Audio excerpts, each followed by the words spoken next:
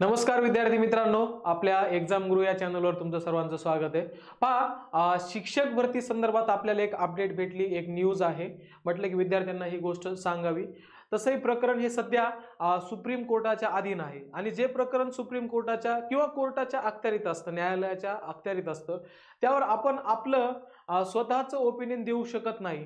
म्हणून आपण फक्त विचार केला की सध्या चालू काय आहे शिक्षक भरतीच्या बाबतीमध्ये आणि नेमका कळीचा मुद्दा काय आहे की ज्यामुळे ही केस अगदी सुप्रीम कोर्टापर्यंत गेलेली आहे।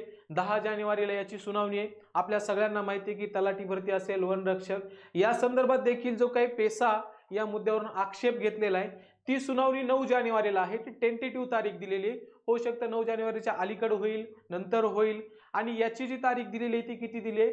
10 जानेवारी दिलेली आहे। पण नेमका मुद्दा काय आहे बाबा? शिक्षक भरतीच्या संदर्भात आपण थोडं डिस्कशन करूया न्यूजच्या रिलेटेड। काय म्हणणं आहे बघायचं। पवित्र पोर्टलवर काय केलं की बाबा शिक्षक भरतीची जी काही रिक्त पद आहेत त्यांची सूचना जिल्हा परिषदेला द्यायला लावली यांनी, शिक्षण विभागाने। मग नंतर बघा राज्यामध्ये आपल्याला माहिती की 13 जिल्ह्यामध्ये पेसा क्षेत्र म्हणून त्याला डिक्लेअर करण्यात आलेले आहे, जिथं फक्त शेड्यूल ट्राईबचे विद्यार्थीच काय करू शकतात, फॉर्म भरू शकतात। त्यांच्याच थ्रू त्या जागा आपल्याला भराव्या लागतात, बरोबर। मग आता काय झालं बघा, रिक्त पद किती आहेत? 4500 समजा 6 जागा रिक्त आहेत। त्यापैकी 80% भरणार म्हणजे किती? 3605। मग एकूण फॉर्म किती आले? 1,21,000 एसटी पेसा उमेदवारांनी अर्ज केले। पण त्यापैकी पात्र किती झाले बघा? पात्र झाले 1987 उमेदवार पात्र झाले। आता काय झाला मुद्दा, नेमका मुद्दा काय असणार की बाबा पेसा आहे, पेसा क्षेत्रामध्ये फक्त एसटीचे मुलं फॉर्म भरतील, एसटीच्या मुलांनाच तिथं त्या जागावर भरलं जाईल। पण आता झालं काय की बाबा जेवढ्या जागा पाहिजेत तेवढ्या जागांना तेवढे पात्र उमेदवार भेटले नाही। याचा अर्थ की बरेच सारे उमेदवार किंवा बऱ्याच साऱ्या जागा ह्या पुन्हा एकदा रिक्त राहणार आहेत आणि ह्या जागा रिक्त जर राहिल्या तर नुकसान कुणाचं होणार आहे? नुकसान विद्यार्थ्याचं होणार आहे। सगळ्या शिक्षण व्यवस्थेचा सगळा काय होईल? एकदम गोंधळ होऊन जाईल। मग आता बघा काय गडबड झाला इथं, आपण थोडं नीट बघा। आता समजा नंदुरबार आहे, नंदुरबार मध्ये रिक्त पद आहेत 214, पात्र उमेदवार आहेत 232, ठीक आहे। आता आणखी एक तुम्ही बघा, समजा तुम्ही अमरावती बघा, अमरावतीमध्ये 269 रिक्त पद आहेत आणि पात्र उमेदवार फक्त किती आहेत? 20च आहेत। मग हा झालाय सगळा काय गोंधळ। तर आता एक गोळ आहे की बाबा ठीक आहे, पेसा क्षेत्रात दुसरे जर घेऊ शकत नाही, दुसरे नॉन एसटी मुलांना फॉर्म भरता येत नाही किंवा त्यांना तिथं ती जागा भरता येत नाही, ही गोष्ट बरोबर आहे, याबद्दल कुणाचा काही आक्षेप असण्याचं कारण नाही। पण थोडा गोंधळ काय झाला की तेवढ्याला तेवढे एसटीचे मुलं न भेटल्यामुळं ज्या काही रिक्त जागा आहेत तेवढ्या भरू शकत नाहीत। तेवढ्या जागा न भरल्यामुळे अडचण काय यायला लागली? अडचण थोडं शिक्षण व्यवस्थेवर काय यायला लागला? ताण यायला लागला, थोडं खराब होईल। मग आता काय याला एक बाबा एक टेम्पररी सोल्युशन म्हणा। आता ठीक आहे, हा निर्णय तर पूर्ण काय कोर्टाच्या अधीन आहे। कोर्ट जो काही निर्णय देईल तो सगळ्यांना ऍक्सेप्ट असेल, मान्य असेल। पण इथे एक काय सोल्युशन एक थोडा द्यायचा प्रयत्न काय केला बाबा की एसटी पेसा क्षेत्रात त्या जिल्ह्यातील पात्र उमेदवार मिळावे यासाठी प्रत्येक जिल्ह्यातील जास्तीत जास्त एसटी उमेदवारांना टेट परीक्षा उत्तीर्ण होण्यासाठी प्रशिक्षण दिले जावे।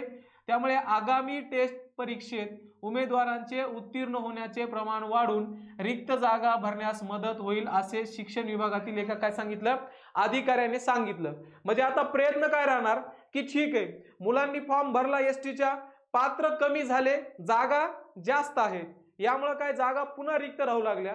याला एक पर्याय काय असेल की बाबा त्या जिल्ह्यातील जे काही एसटी कॅटेगरी मधील मुलं आहेत त्यांना जास्तीत जास्त प्रशिक्षण दिलं जावं, जेणेकरून जास्तीत जास्त विद्यार्थी उत्तीर्ण होतील, जास्तीत जास्त विद्यार्थी काय होतील? पात्र होतील आणि मग ह्या जागा भरल्या जातील, जागा रिक्त राहणार नाहीत। आणि जागा जर रिक्त नाही राहिल्या तर व्यवस्थित पद्धतीने सगळी शिक्षण व्यवस्था काय होईल? चालेल। फक्त आता काय झालं मग तोपर्यंत एक टेम्पररी सोल्युशन काय चाललंय बघा आता की प्रत्येक जिल्ह्यातील पेसा क्षेत्रात रिक्त असलेल्या शिक्षकांच्या जागावर तात्पुरती मलमपट्टी करून कंत्राटी शिक्षकावर सेवानिवृत्त शिक्षकांची नेमणूक केली जात आहे। म्हणजे जे सेवानिवृत्त शिक्षक आहेत, जे रिटायर झालेले शिक्षक आहेत, त्यांची त्या जागेवर कंत्राटी शिक्षक म्हणून काय करतायत? नेमणूक करतायत। आता प्रश्न काय उपस्थित राहतो की बाबा रिटायर झालेल्या शिक्षकांना जर पुन्हा एकदा कंत्राटी शिक्षक म्हणून भरायचे तर मग तुमच्याकडे उमेदवार नाहीयेत का? लाखो मुलं आहेत, जे लाखो मुलं फॉर्म भरतात, ज्यांना सरकारी नोकरी पाहिजे, जे नोकरी करायला तयार आहेत, पण काय झालं की इथं उमेदवार आपल्याला भेटत नाहीये, त्यामुळे ही करायची वेळ आली.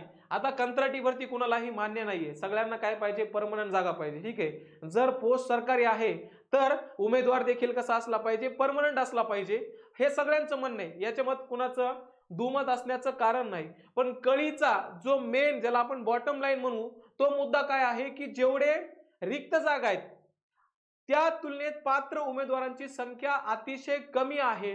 मग अशा वेळेस त्या रिक्त जागा भरण्यासाठी नेमकं काय करायला पाहिजे.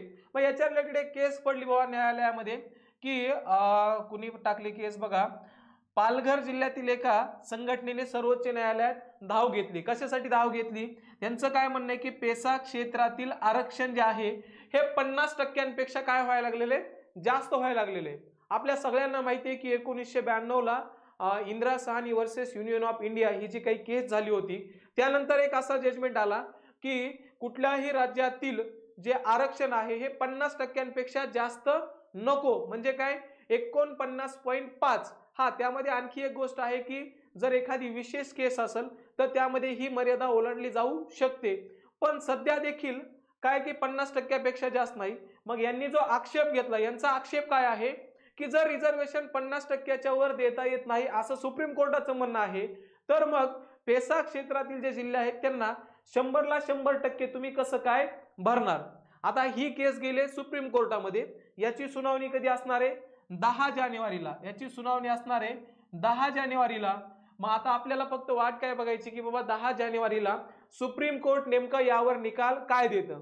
ठीक आहे, जो सुप्रीम कोर्ट निकाल देईल सर्वांना मान्य असेल, पण काही हो लवकरात लवकर हा जो काही तिढा आहे, हा जे काही बखेडा सुरू झालेला आहे, हा लवकरात लवकर सॉल्व्ह व्हावा, जेणेकरून जे काही रिक्त जागा आहे, जे काही 4500च्या आसपास ज्या रिक्त जागा आहेत त्या लवकरात लवकर त्यांचा निकाल लागून त्या जागा भरल्या जाव्यात आणि जी काही आपली शिक्षण व्यवस्था आहे महाराष्ट्राची ती पुन्हा एकदा कशी सुरळीत चालू राहावी, यासाठी आपण वाट बघूया 10 जानेवारीची की सुप्रीम कोर्ट नेमकं यावर काय निकाल देतं.